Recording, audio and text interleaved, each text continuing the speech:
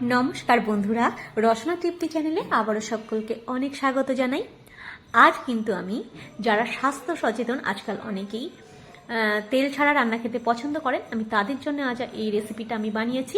তো আশা করি আপনাদের ভালো লাগবে। চলুন দেখে নেওয়া যাক একদম তেল ছাড়া একটা সুন্দর দই রুই। এখানে নিয়েছি দুটো বড় সাইজের পেঁয়াজ কেটে নিয়েছি, কাজু নিয়েছি, রসুন নিয়েছি, চারমগজ নিয়েছি, আর আদা বাটা রসুন বাটা নিয়েছি, কয়েকটা কাঁচা লঙ্কা নিয়েছি। এবার গ্যাসে একটা পাত্র বসিয়ে তার মধ্যে 1 কাপ জল দিয়েছি। জলের মধ্যে পেঁয়াজগুলো সব দিয়ে দেবো, যে পেঁয়াজটা কেটে রেখেছিলাম, রসুনগুলো দিয়ে দেবো, কাজুগুলোও দিয়ে দেবো, আর চারমগজগুলো দিয়ে দেবো। এইগুলো দিয়ে 3 থেকে 4 মিনিট ভালো করে ফুটিয়ে নেব। তো দেখুন, এটা আমার ফোটানো হয়ে গেছে। এবার গ্যাসের ফ্লেমটা অফ করে এটাকে ঠান্ডা করে নিতে হবে। এইবার এখানে আমি 4 টুকরো রুই মাছ নিয়েছি। আপনারা চাইলে কমিয়ে বাড়িয়ে নিতে পারেন, মাছ আরও আপনারা নিতে পারেন। সেই আমি 4 পিস মাছের মতোই পরিমাণগুলো সব দেখাবো। মাছগুলোতে ভালো করে ধুয়ে প্রথমে জলটা একেবারে শুকিয়ে নিয়েছিলাম। তারপরে এর মধ্যে দিয়ে দিয়েছি লবণ, দিয়েছি লঙ্কার গুঁড়ো, দিয়েছি আর রসুন আর আদা বাটা দিয়েছি। রসুন আর আদা বাটাটা ভালো করে এর গায়ে মেখে নেব। যেহেতু আমি তেল একদমই এখানে ব্যবহার করব না, রসুনের গন্ধটা দিলে কিন্তু এই মাছের আঁশটে গন্ধটা কেটে যাবে। তারপরে এর মধ্যে দিয়ে দেব 1 চামচ টক দই। টক দইটা দিলে হালকা একটা জল ভাব আসবে, এটাতেও কিন্তু মাছটা সেদ্ধ হতে সুবিধা হবে। টক দই দিয়ে দিয়েছি। টক দই দিলে যেহেতু একটু জল চলে আসবে, ওই জন্যে এর মধ্যে দিয়ে দেব 1 চামচ বেসন। বেসনটা দিলে জলটা টেনে নেবে। মাছটা কিন্তু তেল ছাড়া একদম সুন্দর করে ভেজে নেব। তো দেখুন, বেসনটা দিয়েও ভালো করে এখানে আমি মেখে নিচ্ছি। তো মাখা হয়ে গেছে। এইবার যাদের বাড়িতে ননস্টিক প্যান নেই, মোটা তলযুক্ত ননস্টিক প্যান যাদের নেই, তাদের কি করতে হবে আমি বলে দিচ্ছি। দেখুন, যদি এরকম চাটু থাকে, এই চাটুতে ভাজবেন। নইলে আপনারা যে রুটি সেঁকা যে চাটুগুলো হয় সেগুলো নিয়ে নেবেন। এই প্যানটা যেমন নিয়েছি, রুটি সেঁকা প্যান, এরকম এটা সবার বাড়িতে থাকে, তো এতেও আপনারা ভাজতে পারবেন। প্রথমে হাই ফ্লেমে দিয়ে ভালো করে গরম করে নিয়েছি চাটুটা। তারপর আমি এখানে লো ফ্লেমে দিয়ে মাছগুলো এর মধ্যে দিয়ে দিচ্ছি। 1 ফোঁটা তেলও কিন্তু এতে ব্যবহার করব না। আপনারা চাইলে দই মাছ কিন্তু অনেকে কাঁচাও খায়, আবার অনেকে কাঁচা পছন্দ করে না, ওই জন্য তাদের জন্য আমি এটা দেখাচ্ছি। তো এইভাবে সেঁকে নিতে হবে।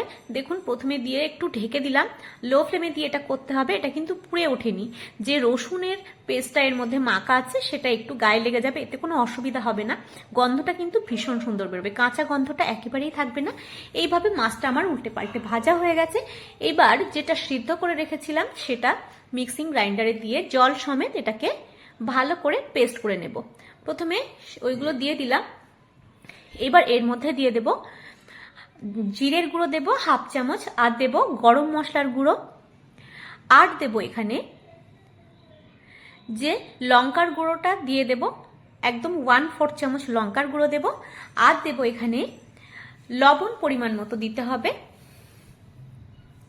আর এখানে দিয়ে দেব চিনি 1 চামচ, আর দেব 3 চামচ টক দই। টক দইটা দিলে কিন্তু ভীষণ সুন্দর টেস্ট হবে। যেহেতু এখানে আমি দই মাছ রান্না করছি, দই রুই, দই কাতলা নয়, কিন্তু আমি এখানে দই রুই রান্না করছি, রুই মাছ দিয়ে রান্না করছি। তো এটাকে ভালো করে পেস্ট করে নেব। দেখুন, এখানে একটা স্মুথ একটা পেস্ট তৈরি হয়ে গেছে। এবার গ্যাসে একটা কড়াই বসিয়ে দিয়েছি। কড়াইটা একটু গরম হয়ে গেলে এর মধ্যে দিয়ে দেব যে পেস্টটা করে রেখেছিলাম, সেই পেস্টটা এর মধ্যে দিয়ে দেব। আর মশলার পাত্রটা ধুয়ে আমি আরও 1 কাপ জল এর মধ্যে দিয়ে দিলাম। দিয়ে এটা কিন্তু খুব বেশিক্ষণ রান্না করার দরকার নেই, যেহেতু মশলাগুলো পেঁয়াজ রসুন সবগুলো কিন্তু সেদ্ধ করা আছে, তো খুব বেশি ফোটানোর দরকার নেই। এইবার এর মধ্যে দিয়ে দিলাম আদা বাটা 1/2 চামচ, আর দেব গরম মশলার গুঁড়ো আরও একটু দিয়ে দিলাম, একটু জিরের গুঁড়ো, আর একটু লঙ্কার গুঁড়োও দিয়ে দিলাম। এখানে কিন্তু আমি ধনের গুঁড়ো ব্যবহার করব না। তো দিয়ে আরও কিছুক্ষণ নাড়াচাড়া করে নিতে হবে। এবার কয়েকটা কাঁচা লঙ্কা দিয়ে দিলাম। আপনারা যদি ঝাল খেতে পছন্দ করেন, কাঁচা লঙ্কা বাটাও এর মধ্যে দিতে পারেন। এবার দেখুন, মাছগুলো এর মধ্যে দিয়ে দিচ্ছি।